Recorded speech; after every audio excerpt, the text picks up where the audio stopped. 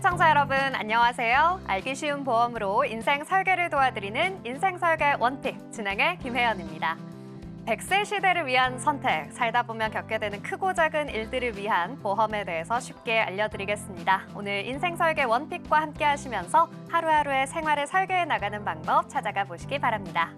인생설계 원픽 생방송은 유튜브 서울경제TV 검색 후 아래에 나오는 방법을 통해 실시간 스트리밍으로 함께 하실 수 있습니다. 아울러 본 방송에서 제공하는 정보는 전문가들의 조언일 뿐 보험의 가치나 수익률에 대해서 보장하지 않는다는 점 기억해 주시기 바랍니다. 또한 서울경제TV, 서울경제신문은 당사의 브랜드입니다. 서울경제증권TV, 서울경제손실복구팀과는 무관하며 기타 유사 명칭에 주의해 주시기 바랍니다. 자, 인생설계 원픽 본격적으로 시작해 보도록 하겠습니다. 오늘도 여러분의 인생 설계를 현명하게 도와주실 세 분의 전문가님과 함께합니다. 전문가 여러분 안녕하세요. 안녕하세요. 네, 우리 세 분의 전문가님과 오늘 함께 하겠습니다. 한 분 한 분 시청자 여러분과 인사 나눠보겠습니다. 먼저 전형준 전문가님, 시청자 여러분께 인사 부탁드립니다. 예, 식당에는 백종원, 자동차 사고에는 한문철, 그리고 보험은 전형준. 여러분의 보험 가이드가 되어드리겠습니다. 네, 좋습니다. 보험 가이드 전형준 전문가님 오늘 기대해 보도록 하겠습니다. 이어서 강현 전문가님도 인사 부탁드립니다. 안녕하세요. 저는 제 이름으로 이행시를 준비했습니다. 네. 사회자님 오늘 혹시 이행시 운 한번 띄워주실 수 있습니까? 네, 좋습니다.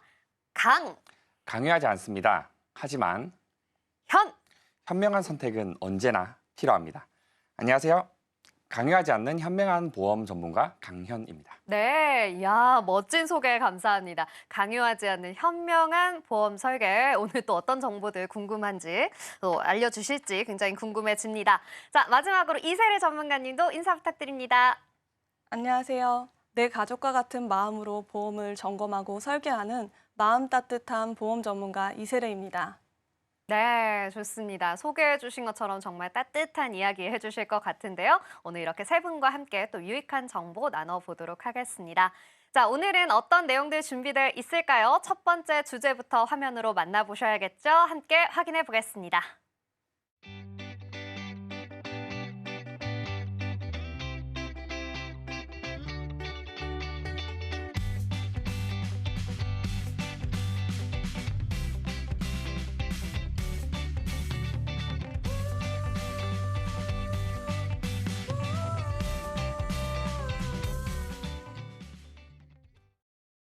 네, 오늘의 첫 번째 주제는 바로 상해보험인데요. 우리 전형준 전문가님과 함께 이야기해 보도록 하겠습니다.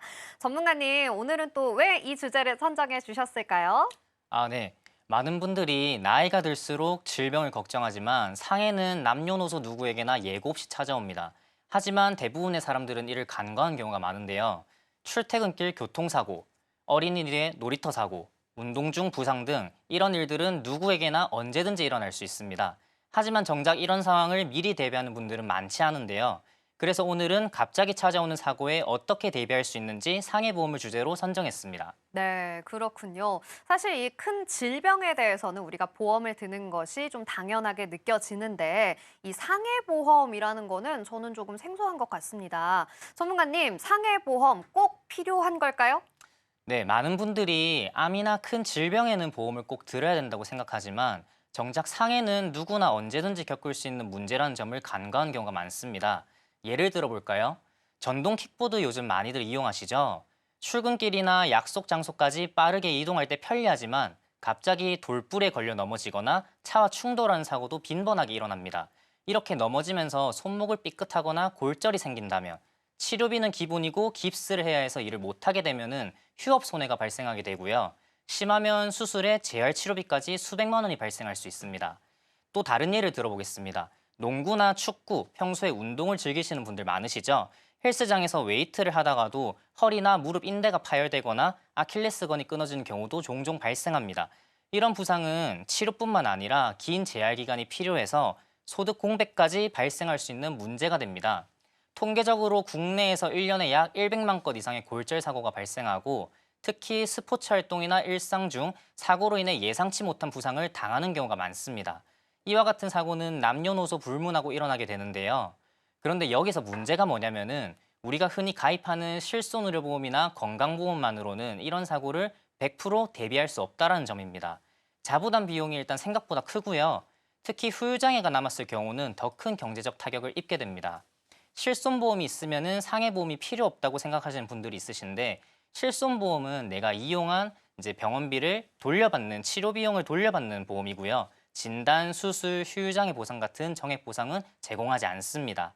즉 실손보험과 상해보험은 각각 다른 역할을 하기 때문에 다 같이 가입하는 것이 유리합니다. 내가 가입한 보험이 과연 이런 사고를 보상할까? 이 질문에 확신이 없다면 상해보험을 따로 준비해야 되는 이유가 바로 여기에 있습니다. 네, 그렇군요. 상해보험을 꼭 준비해야 한다라고 이야기를 해주셨습니다. 자, 그러면 제가 또 궁금한 게요. 이 상해보험은 어떤 보장들을 좀 받을 수 있는 걸까요? 우선은 첫 번째로 흔하게 보장받을 수 있는 게 골절 진단비인데요. 운동하다가 넘어지거나 계단에서 발을 헛디뎠을 때 뼈가 부러지거나 뼈에 금이 갈 수 있는데요. 이럴 때 골절 진단비와 수술이 병행된다면 골절 수술비를 통해 보상을 받을 수 있습니다. 두 번째는 화상 보장입니다. 뜨거운 물에 데이거나 요리하다가 기름이 튀어서 화상을 입는 경우가 생각보다 흔하죠. 이럴 때 화상 진단비와 화상 수술비를 통해 치료비를 지원받을 수 있습니다. 자, 세 번째는 찢어진 상처도 보장되는데요. 우리가 넘어지거나 베어서 살짝 찢어졌을 때 병원에서 꼬매는 경우가 있는데요. 이 꼬매는 거를 창상봉합술이라고 합니다. 이 창상봉합술에 대한 팁을 제가 하나 드리자면은 우리가 일반적으로 이제 꼬맸을 때 수술이라고 생각하시잖아요. 그래서 많은 분들이 보험 청구를 하게 되는데 보험사에서는 우리가 약관에 의거해서 지급을 하기 때문에 보험 약관의 수술의 정의를 보시면은 의사가 치료의 직접적인 목적으로 기구를 사용하여 생체의 절단, 절제 등의 행위를 가하는 것이라고 나와 있습니다. 그러면은 흡입 천자와 같이 빨아들이거나 이제 뽑아내는 거는 보상하지 않는다라는 건데요.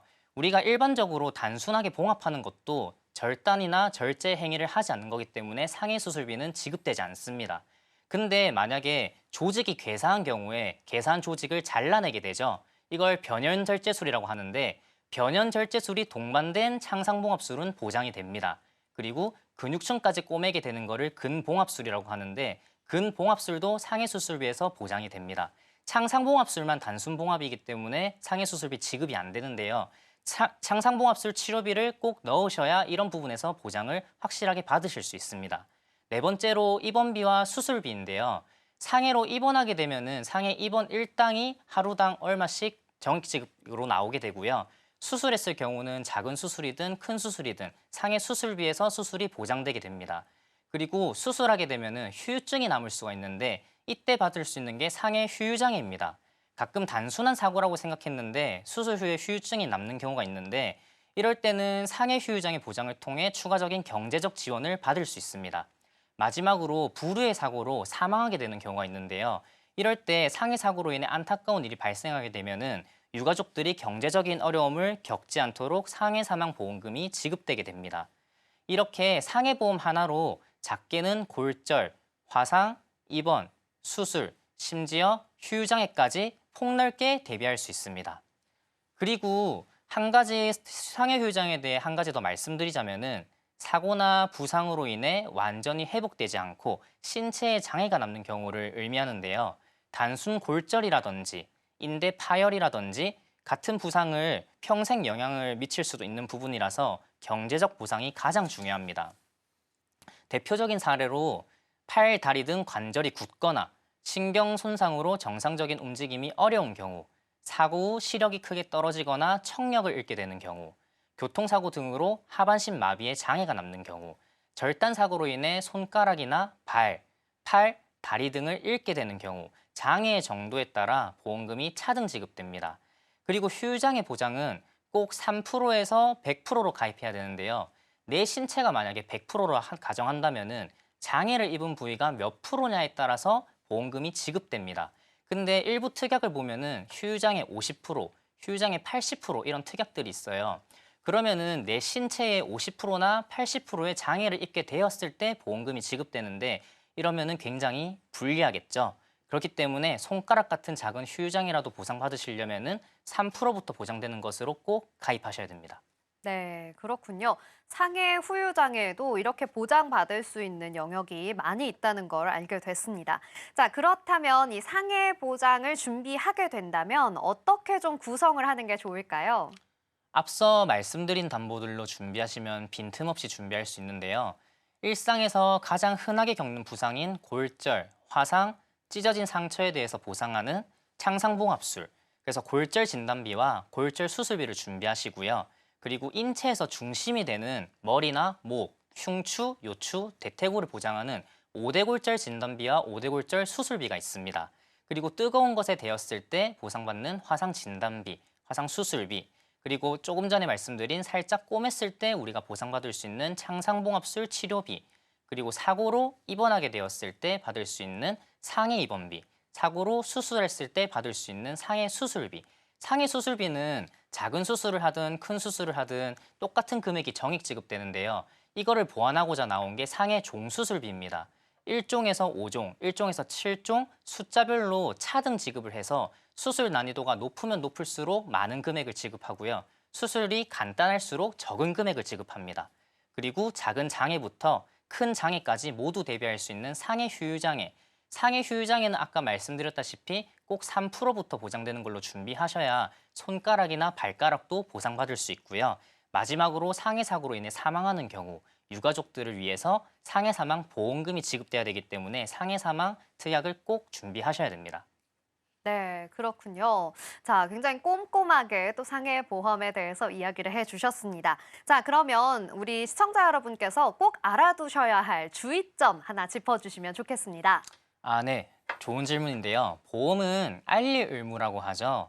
보험에 가입할 때 가입자의 건강 상태, 직업, 위험 요소 등을 보험사에 알려야 하는 의무가 있습니다. 이거를 알릴 의무 또는 고지사항이라고 하는데요. 쉽게 말해 보험사는 이런 가입자의 정보를 바탕으로 보험료를 측정한다든지 보험의 인수 여부를 결정한다든지 보장 범위를 결정하게 됩니다. 보통 일반적인 보험은 이제 가입일로부터 최근 5년의 병력을 받고 있는데요. 이제 만약에 잦은 통원이 있다든지 아니면 수술이 있다든지 뭐 장기 입원이 있다든지 이러면은 인수가 거절되거나 남들보다 보험료가 비싸다든지 보장에 애로사항이 있습니다. 또한 연세가 많아 젊은 사람보다 다칠 위험이 높을 경우도 보장 한도 금액이 굉장히 적게 가입이 되는데요.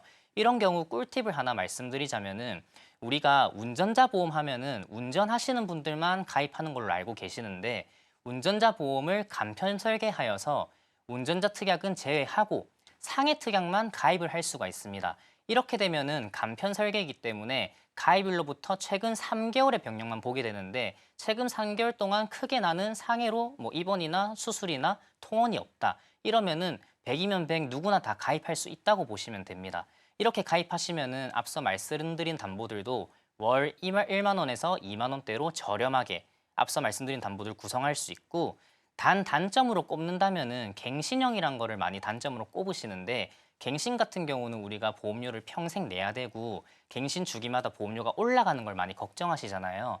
근데 20년 갱신형으로 가입하시게 되면은 20년 동안 보험료 변동 없이 내가 가입한 담보와 보험료를 그대로 쭉 가져가실 수 있습니다.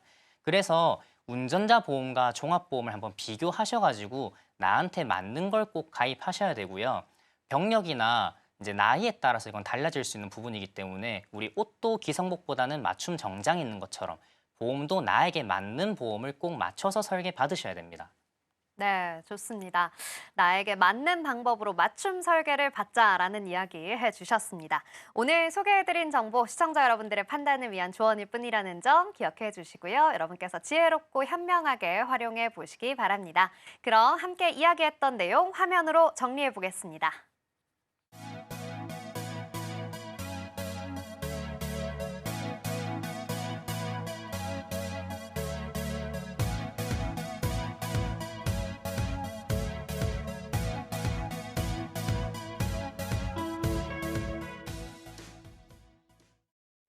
네, 상해 보험 아주 꼼꼼하게 짚어봤는데요. 여러분께서 활용하실 수 있는 꿀팁까지 이야기해 주셨습니다. 첫 번째 주제 이렇게 이야기해봤는데 이어지는 두 번째 주제도 굉장히 궁금하죠? 두 번째 주제는 또 어떤 내용일까요? 화면으로 만나보시죠.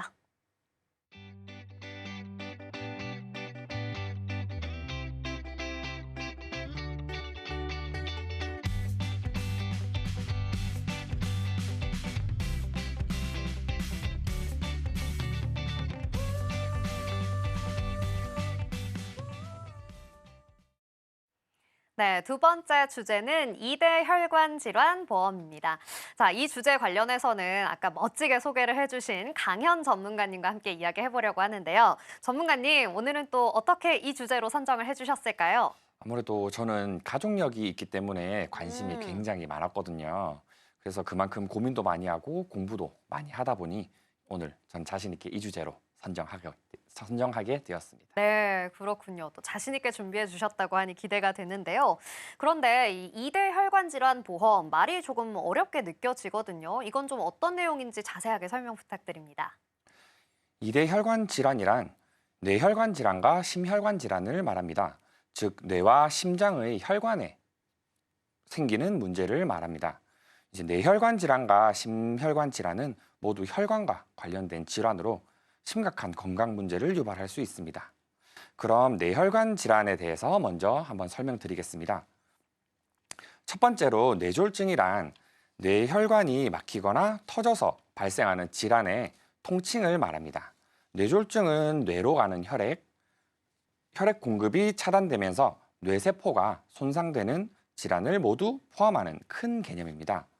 그래서 뇌졸중은 크게 뇌경색과 뇌출혈 이 두 가지로 나뉩니다. 뇌경색이라고 하면 뇌혈관이 막혀서 발생하는 질병입니다. 원인으로는 동맥경화, 혈전, 그리고 혈전 등으로 혈관이 좁아지거나 막혀서 발생합니다. 간단하게 뇌혈관이 막혀서 산소 공급이 끊긴 상태죠. 그리고 뇌출혈은 뇌혈관이 터져서 발생하는 질병입니다. 즉 뇌혈관이 터져서 출혈이 발생한 상태입니다. 마지막으로 뇌동맥류가 있는데 뇌혈관이 풍선처럼 부풀어 오른 상태입니다. 혈관 벽이 약해져서 부풀어 있다가 터지면 뇌출혈로 이어질 수 있습니다. 혈관이 터지면 굉장히 위험하겠죠? 네. 두 번째로 심혈관 질환에 대해서 설명드리겠습니다. 심혈관 질환은 심장 및 주요 혈관에 발생하는 질환으로 대표적인 종류로 먼저 허혈성 심장 질환이라는 것이 있습니다. 심장에 혈액을 공급하는 혈관이 좁아지거나 막혀서 발생합니다. 그리고 심근경색, 보통 심장마비라고 하죠. 심장에 혈액을 공급하는 혈관이 완전히 막혀 심장 근육이 괴사하는 상태입니다. 그리고 부정맥, 이제 심장 박동이 비정상적으로 빠르거나 느리게 뛰는 상태입니다. 마지막으로 협심증, 심장에 혈류가 줄어들어 가슴 통증이 발생하는 질병인데요. 은근히 협심증과 부정맥이 요즘 많이 걸리는 질병 중 하나입니다. 이 두 가지 질환은 고혈압, 당뇨, 그리고 흡연, 비만, 그리고 유전적 요인 등과 관련이 깊고 예방을 위해 건강한 생활 습관과 정기적인 검진이 중요합니다. 네, 그렇군요. 이야기만 들어도 정말 무서운 병들인 것 같은데 이렇게 무서운 혈관 질환들 대체 왜 발생을 하는 건가요? 혈관 질환은 주로 고혈압, 고지혈증, 당뇨 등 잘못된 생활 습관이 원인이 많이 되기도 하는데요.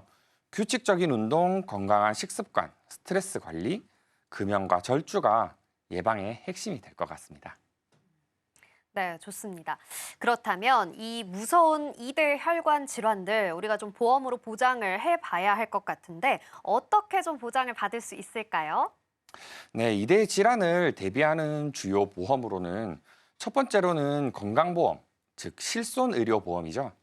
입원비, 수술비, 약제비 보장을 해주는 아주 기본적인 보험입니다. 뇌졸중, 심근경색 등으로 병원 치료를 받을 때 의료비 부담을 완화할 수 있습니다.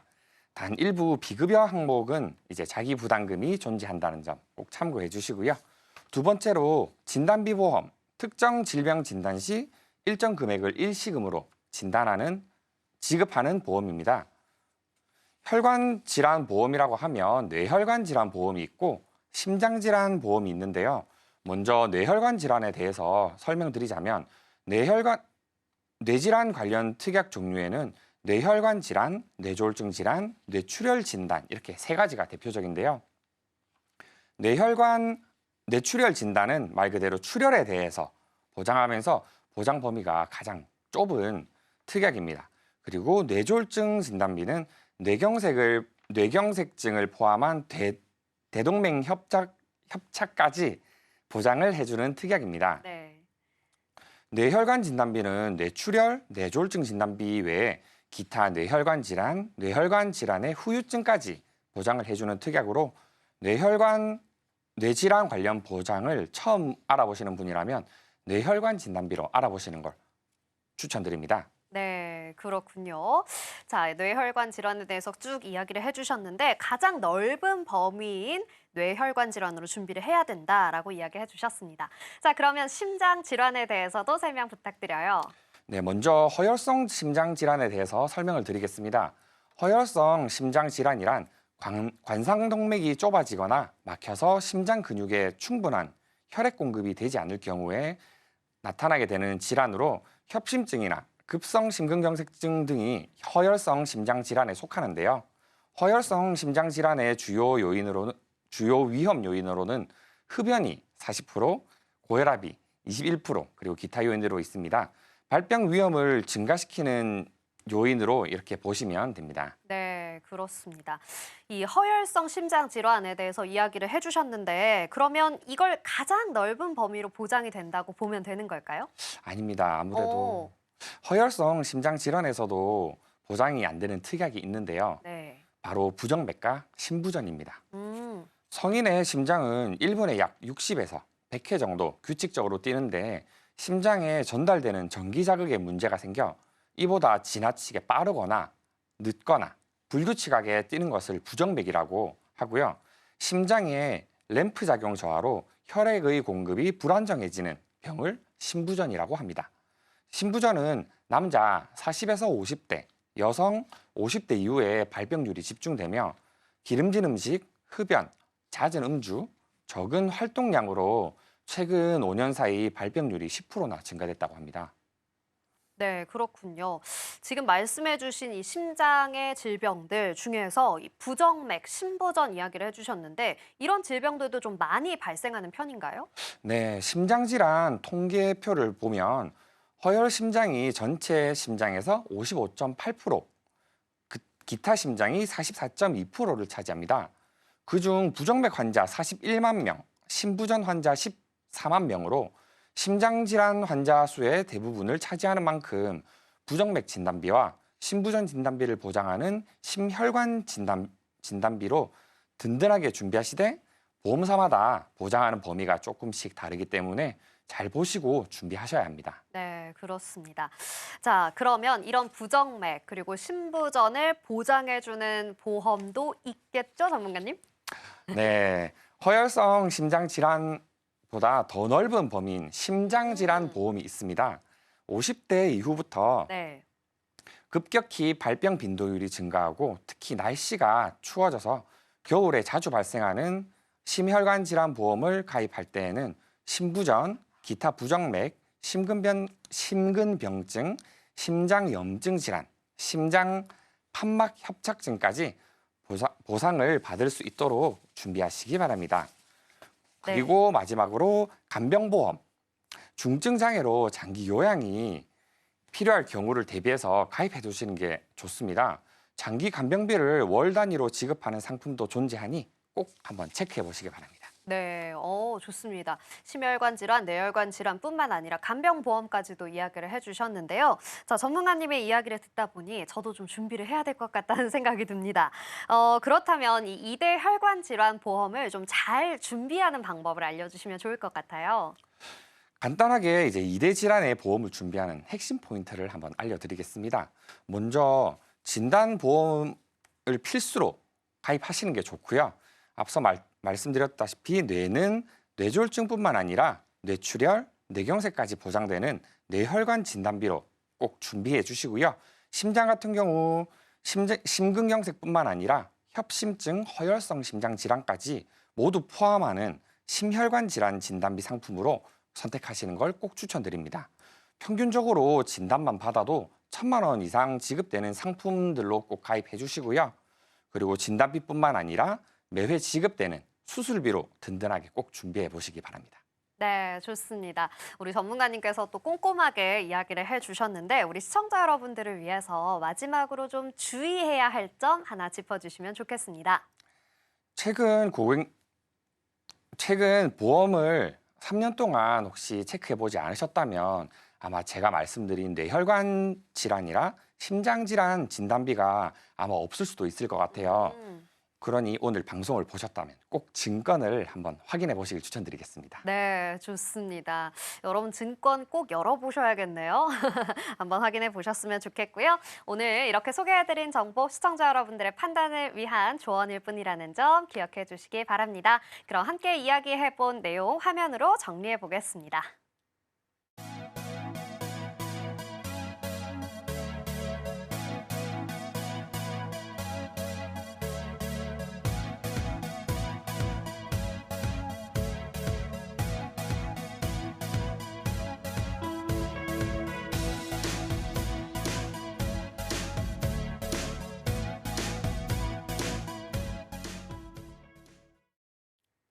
네, 어느새 우리 전문가님들과 이야기를 하다 보니 두 번째 주제까지 이야기를 나눴습니다. 자, 마지막 주제만을 남겨놓고 있는데요. 자, 세 번째 주제는 어떤 주제일지 궁금하네요. 화면으로 확인해 보시죠.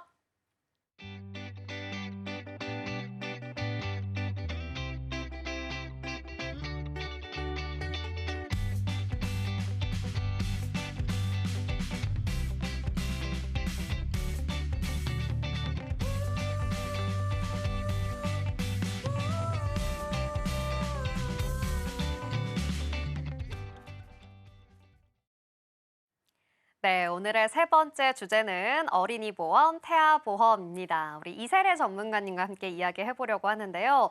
전문가님, 오늘 또 이 주제를 선정해 주신 이유가 있다고요? 네, 오늘 저와 함께 복잡하고 어렵게만 느껴졌던 어린이 보험과 태아 보험에 관하여 이야기 쉽게 알아보도록 하겠습니다. 네. 혹시 사회자님도 자녀나 조카가 있으신가요? 저는 아직 자녀는 없고요. 대신에 주변에 아이가 있는 분들이 좀 많이 계시고 조카도 있습니다. 아, 네, 그러시군요. 네. 저도 역시 부모가 되고 보니 아이에 대한 염려와 걱정이 항상 있습니다. 그리고 최근 아이를 많이 낳기보다는 하나 둘 낳아서 잘 키우자는 분들이 많아지는 추세다 보니 아이들에 대한 관심도 높아지고 있습니다. 특히 아이들의 건강과 직결된 어린이 보험에 대해서도 문의가 많으십니다. 네, 그렇군요. 오늘 주제를 선정해 주신 이유가 바로 여기에 있는 것 같습니다. 자, 그렇다면 우리 전문가님 또 자세하게 좀 어린이 보험에 대해서 이야기를 해주시면 좋겠습니다. 네, 아이가 있는 가정이라면 어린이 보험은 실손만큼이나 중요한 역할을 합니다. 많은 분들이 가입할 정도로 그 중요성이 커지고 있는데요. 하지만 어린이 보험으로 적지 않은 보험료를 납입하면서 내 아이의 담보가 어떤 게 어떻게 가입되어 있는지 모르시는 분들이 많습니다. 네, 그렇죠. 그러니까 내가 어떻게 좀 보장을 받을 수 있는지 꼼꼼하게 좀 확인을 해봐야겠는데, 그러면 제일 궁금한 게 바로 이거죠. 이 태아 보험과 어린이 보험은 어떻게 다른 건가요? 네, 태아보험은 어린이 보험에 태아일 때 받을 수 있는 특약을 추가한 보험입니다. 개념이 조금 어렵다면 보험이 보장해주는 기간에 따라서 태아보험과 어린이 보험으로 구분된다고 생각하시면 됩니다. 태아보험은 선천적 이상, 저체중아나 미숙아 출생, 인큐베이터 입원, 산모 질환 관련 등의 태아 발달 과정에서 생길 수 있는 여러 상황에 출생 직후 보장하고 출생 위험에 대한 보장을 받을 수 있는 보험입니다. 어린이 보험은 영유아 시기부터 성인까지 동일한 보장을 받을 수 있습니다. 네, 저는 좀 이 두 가지가 많이 헷갈렸었는데 이렇게 보장 기간에 따라서 나뉜다고 하니까 이해가 잘 되는 것 같습니다. 그런데 사실 주변에 좀 아프거나 다친 어린이들을 보게 되면 이 어린이 보험의 필요성은 잘 느껴지거든요. 그런데 태아 보험은 대체 왜 필요한 건가요?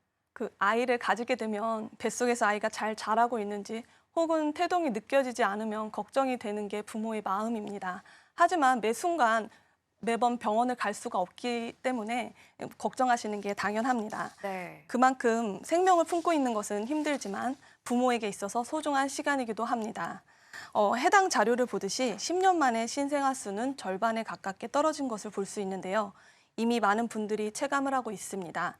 미디어에서도 연일 출생률 감소가 국가적 경제적 위기라고 이야기하고 있고 최근 서울 도심 1학년 초등학교 입학생이 50명도 채 안 된다는 이야기를 어머니들께 직접 들었습니다. 그리고 선천 기형과 더불어 37주 미만의 미숙아 출생률은 안타깝게도 증가 추세에 있습니다. 전문가들은 늦어지는 결혼과 출산, 난임 시술 등 영향의 일부를 받아 선천성 기형아 출산율과 미숙아 출산율이 늘었다고 보고 있습니다. 의료기술이 좋아짐에 따라 완치나 생존율은 높아지고 있지만 우리 아이를 건강하게 성장시키기 위해서는 국가적 지원만으로는 부족할 수밖에 없습니다. 예측 가능한 위험은 사전에 준비해서 대비할 수 있어야 합니다. 네, 그렇군요. 이 전문가님께서 준비해 주신 자료를 보니까 제가 생각했던 것보다 이 기형아와 미숙아 출산이 굉장히 많은 것 같습니다. 자, 그렇다면 이 태아보험 임신 기간 중에 좀 아무 때나 가입을 해도 괜찮은 건지도 궁금하거든요. 네, 태아보험은 출산 예정일이 나온 뒤부터 가입이 가능합니다. 하지만 12주 이전 가입을 추천드립니다. 일반적으로 보통 1차 기형아 검사를 12주 정도에 하게 되는데 이때 이상 소견이 나오면 보험 가입이 제한될 수 있어서 1차 기형아 검사를 하는 12주 이전에 준비하시라고 말씀드립니다. 그런 일이 생기면 안 되겠지만 만약 선천적인 질병이나 미숙아로 태어날 경우 인큐베이터 등의 병력이 생기는데 추후 어린이 보험 가입에도 제한이 생길 수 있습니다. 그래서 여러 가지를 대비하기 위해 태아보험을 가입하라고 말씀드립니다. 네, 그렇군요. 실제로 이렇게 좀 태아보험을 가입해서 정말 보장을 받으신 분들이 계실지 너무 궁금한데요. 전문가님 주변에 보장받은 사례도 있을까요? 네, 있습니다. 신생아 시기에 예상치 못한 질환으로 보험 혜택을 보신 어머니 이야기를 들려드리려고 합니다. 출산하면 괜찮겠지 하고 생각하셨는데요. 하지만 바로 문제가 생겼습니다. 출산 후 병원에서 아이의 황달이 심하다고 해서 신생아 집중 치료실로 옮겨졌습니다. 저희 아이도 출산 후에 황달의 수치가 높고 기간이 오래돼서 걱정했던 기억이 있습니다. 네. 하지만 대부분 신생아 황달은 자연적으로 좋아지는데요. 고객분 아이의 경우 혈중 빌리루빈 수치가 너무 높아서 치료가 필요했습니다. 그렇군요. 빌리루빈 굉장히 어려운 단어를 써주셨는데 제가 알고 있는 것은 이 황달이라는 게 피부가 노랗게 되는 걸 황달이라고 알고 있거든요. 그런데 이게 신생아 집중치료실에서 치료를 받아야 할 만큼 굉장히 심각하고 또 오래되면 위험한 질병인가 보군요. 네, 생후 기간에 따라 위험도의 차이는 있으나 모두 위험합니다. 생후 24시간 이내에 생기는 황달은 적혈구가 파괴되어 생기는 증상으로 뇌 손상, 발달 지연, 뇌성마비, 발작 및 사망까지 이를 수 있을 정도로 심각합니다. 또한 생후 2주 후에 나타나는 황달 역시 2주 이상 지속될 경우 신경 손상의 위험성이 있고 오랫동안 지속될 경우 청력 장애를 유발하고 간 질환까지도 생길 수 있습니다. 고객분 아이는 아기 피부에 푸른 파장을 쐬는 포토테라피라는 광선 치료가 필요했습니다. 어머니는 매우 당황해 하셨죠. 아이가 뱃속에서 잘 크는 줄 알았는데 내가 무엇을 잘못 먹어서 그런 건 아닌지 본인을 자책하시면서 제 앞에서 눈물을 왈칵 쏟으셨습니다. 하지만 다행히 미리 가입해둔 태아보험 덕분에 신생아 입원비와 치료비가 보장되어서 병원비 걱정 없이 치료를 받을 수 있다고 하시고 저한테 감사하다고 말씀해 주셨습니다. 네, 그렇군요. 출산 후에 바로 치료를 받게 되다니 제가 부모였어도 정말 마음이 아프고 걱정이 많이 됐을 것 같습니다. 네, 맞습니다. 더군다나 첫 아이니 더더욱 당황할 수밖에 없었을 겁니다. 하지만 미리 들어둔 보험 덕분에 병원비 걱정 없이 집중 치료를 받을 수 있었습니다. 그리고 보험 가입 후 사후 관리도 중요한 만큼 청구를 도와드렸던 기억이 있습니다. 소개해드린 사례처럼 신생아 황달이나 저체중아로 인해 인큐베이터 입원이 필요한 경우가 많은데요. 태아보험은 예상치 못한 출생 직후의 질환을 대비하는 데 큰 도움이 될 수 있습니다. 네, 그렇군요. 건강하게 태어나기만 하면 다 괜찮을 줄 알았는데 이런 것들도 우리가 좀 고민해 봐야겠습니다. 출생 직후에 치료가 필요한 경우도 꽤 많은 것 같아요. 네, 맞습니다. 그래서 태아보험은 아이를 건강하게 출산하는 것도 중요하지만 출생 후에 예기치 못한 상황까지 대비하는 보험입니다. 네. 꼭 필요한 보장을 미리 준비해서 출산 후 마음 놓고 아이를 돌볼 수 있게 하는 게 매우 중요합니다. 네, 그렇군요. 이 태아보험의 중요성 저에게도 정말 확 와닿는 것 같습니다. 우리 예비 부모님들께서도 좀 고려를 해보셔야 될 것 같은데요. 그렇다면 전문가님, 이 중요한 태아보험 구성을 할 때 어떤 것들을 위주로 우리가 좀 구성하면 좋을까요? 아무래도 방금 소개해드린 사례처럼 가장 중요한 부분이 출산 시 아이에게 발생할 수 있는 질병과 상해 부분입니다. 저체중아 인큐베이터 입원 보장과 중환자실 입원 일당, 선천성 질환 진단비, 수술비 등 출산 직후 우리 아이를 위한 특약을 전문가와 함께 설계하시면 우리 아이를 지켜줄 수 있습니다. 네. 그러니까 이 어린이 보험과 태아 보험 좀 정리를 해보자면 어린이 보험 안에 태아 특약을 추가해서 준비를 하는 건데 어린이 보험까지도 같이 좀 준비를 하는 셈이 될 수밖에 없겠네요. 자, 그러면 또 이 이후에 필요한 특약들을 다시 좀 새롭게 추가하는 것도 가능한가요? 아이가 성장함에 따라서 필요한 특약을 추가하면 좋겠지만 한번 가입한 보험은 담보 삭제는 가능하지만 추가는 불가능합니다. 이렇다 보니 처음 가입하실 때 믿을 수 있는 보험 전문가의 상담을 통하여 가입하시는 것을 추천드립니다. 아무래도 전문가의 도움 없이 직접 가입을 했다가 꼭 필요한 부분을 놓치거나 꼭 보상이 필요할 때 못 받는 경우를 제가 많이 봤습니다. 네, 역시 또 우리 전문가님이 이렇게 얘기를 해주셔서 그런지 전문가가 꼭 필요한 이유가 느껴집니다. 자, 그렇다면 이 태아 특약과 함께 어린이 보험을 구성할 때 반드시 이 특약만은 넣어보자 하는 것들이 있을까요? 네. 보장 기간도 구성하는 특약도 개인에 맞춰 모두 다르겠지만 아무래도 많이 들어보셨을 암, 뇌, 심장 3대 질환비를 강조하게 됩니다. 네. 어른 보험으로 생각하면 보험비가 비싼 특약 중 하나여서 가입하실 때 고민이 많으시지만 아이들 보험의 경우 성인에 비하여 보험료가 저렴하기 때문에 건강하고 병력이 없을 때 가입하는 걸 추천드립니다. 보험을 가입할 때 가장 중요한 것은 나의 건강 상태입니다. 건강한 사람과 병력이 있는 사람은 각 보험사마다 가격의 차이가 많으므로 아프지 않을 때 준비하시는 것을 추천드립니다. 나중에 아이들이 성장하여 성인이 되어 가입하려고 할 때 병력이 생겨서 가입이 힘들어질 때가 있는 경우를 많이 봤습니다. 또한 환경적 요인이 예전과 많이 달라져서 식습관이 바뀌어감에 따라 소화 비만율이 높아지고 있는데요. 소화 비만율을 포함하여 여러 요인이 우리 아이들의 건강을 위협하고 있습니다. 그래서 암, 뇌, 심장 3대 진단비를 우선순위로 구성해 드리고 있습니다. 네, 그렇군요. 아니, 전문가님의 이야기를 듣고 보니까 정말 우리가 고려해야 할 부분들이 많지 않나라는 생각이 듭니다. 사실 이 암의 경우에는 성인들이 많이 걸린다라고 생각을 했었는데 말씀해 주신 걸 듣다 보니 소아암 환우들도 좀 생각이 나더라고요. 그리고 또 식습관, 환경적 요인들이 많이 달라지다 보니까 반드시 이 진단비는 필수로 좀 생각을 해야 하지 않을까 생각이 듭니다. 자, 그런데 제가 또 한 가지 궁금한 게 있어요. 우리 성인의 경우에는 보험을 가입하게 될 때 면책 기간이라는 게 있잖아요. 그래서 90일 이내에는 보장이 불가능하다 이런 것들이 있는데 어린이 보험의 경우에도 이것들이 동일하게 좀 될까요? 아닙니다. 일반 보험의 경우 15세 이후부터 90일의 면책 기간과 감액 기간이 있지만 어린이 보험의 경우 면책이나 감액 기간 없이 바로 보장받으실 수 있습니다. 네, 그렇군요. 바로 보장받을 수 있다라고 하니까 조금은 다행입니다. 자, 그러면 전문가님, 이 주변에도 혹시 3대 진단비를 보장받으신 분이 계실까요?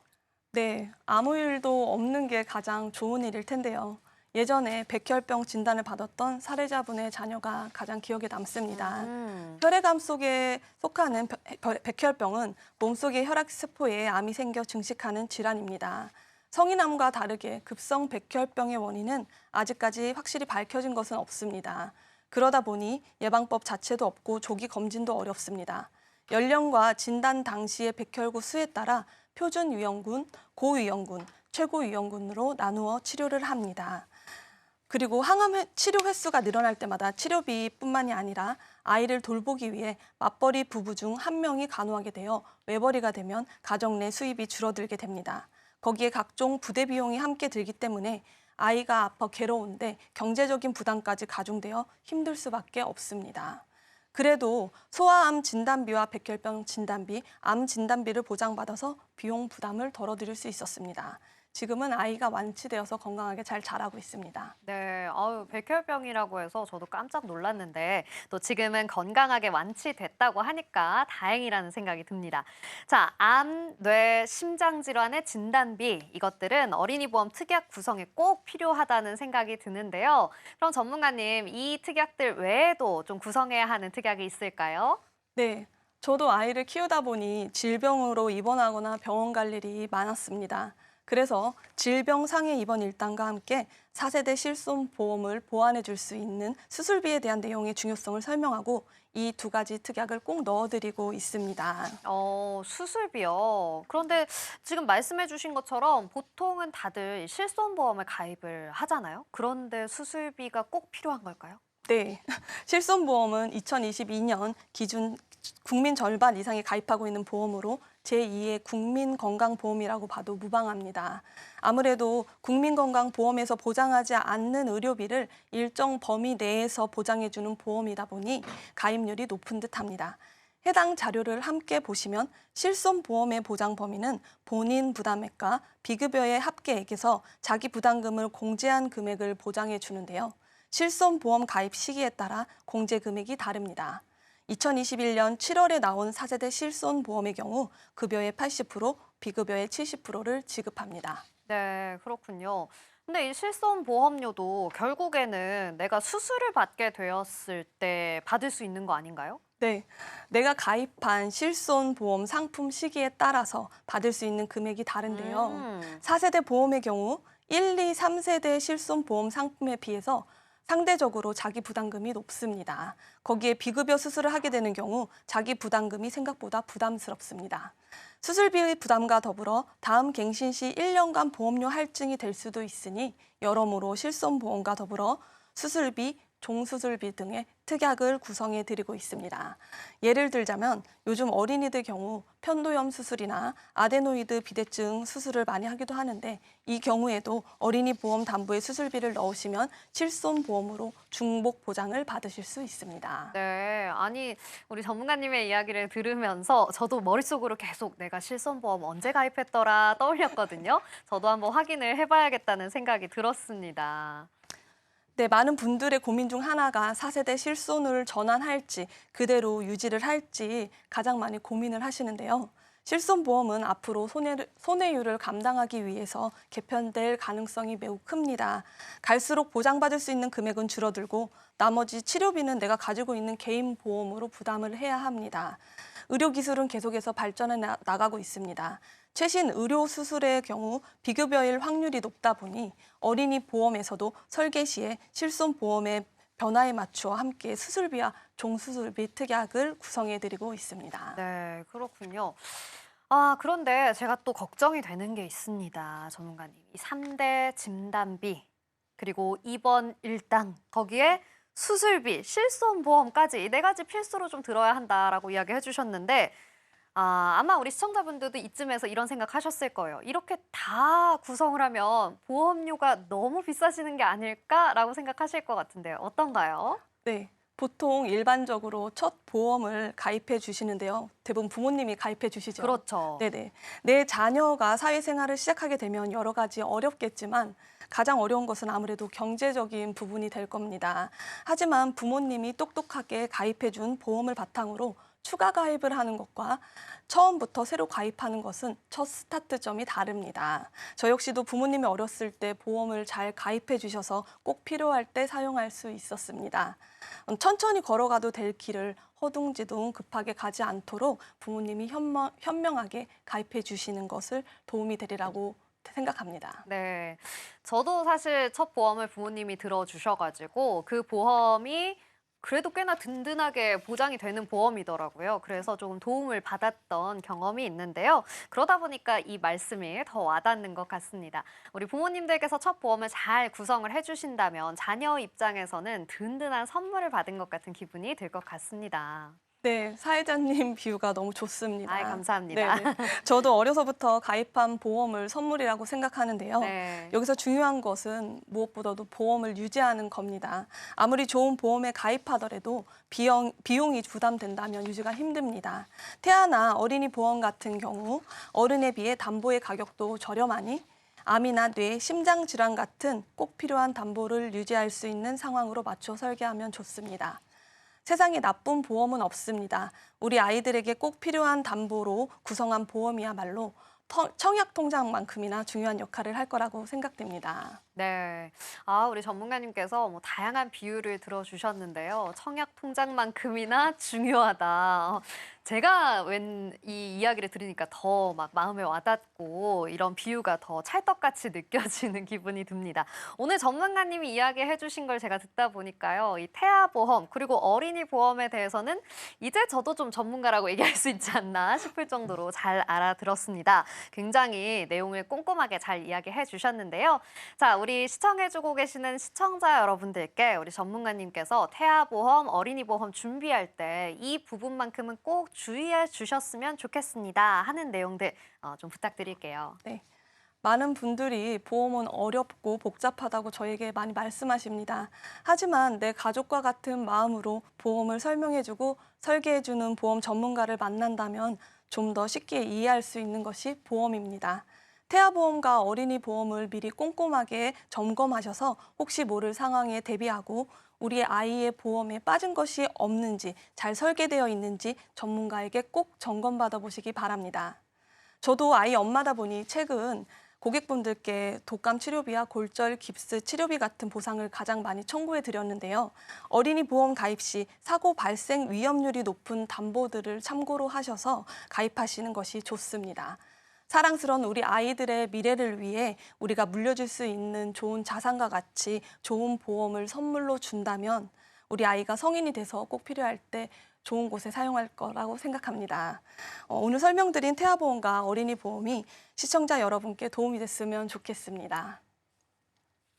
네, 좋습니다. 우리 이세례 전문가님께서 태아보험과 어린이 보험에 대해서 굉장히 꼼꼼하게 이야기를 잘 해주셨습니다. 오늘 여러분께 이야기 드린 정보는 여러분들의 판단을 위한 조언일 뿐이라는 점 기억해 주시고요. 함께 이야기해본 내용 화면으로 정리해 보겠습니다.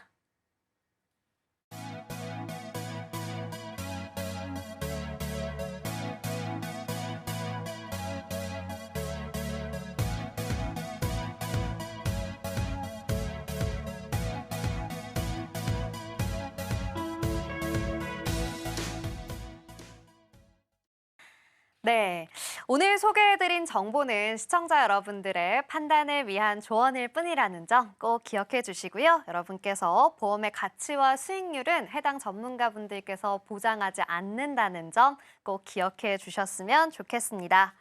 자, 서울경제TV, 서울경제신문은 당사의 브랜드입니다. 서울경제증권TV, 서울경제손실복구팀과는 무관하다는 점 기타 유사 명칭에 주의해 주시기 바랍니다.